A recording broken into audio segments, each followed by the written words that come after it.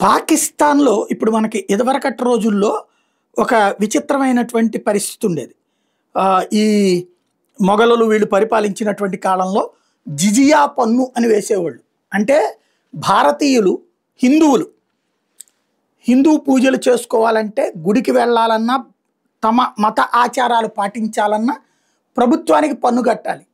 మతం మారి ముస్లిముల్లోకి వెళ్తే గనక ఏ ప్రాబ్లం లేదు. అలా కాకుండా హిందుత్వమే పాటించాలనుకుంటే పన్ను కట్టాల్సి వచ్చేది.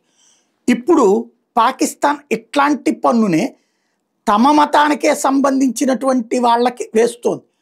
ఎందుకయ్యా వీళ్ళకి అంటే ఈ విధమైనటువంటి నిర్ణయం తీసుకున్నారు అంటే, ఏదైతే అక్కడ అహ్మదీలు పాకిస్తాన్లో ఉన్నటువంటి మతం మారినటువంటి అహ్మదీలు ఎవరైతే ఉన్నారో వాళ్ళకి సంబంధించి చెప్తున్నటువంటి అంశం అన్నమాట ఇది.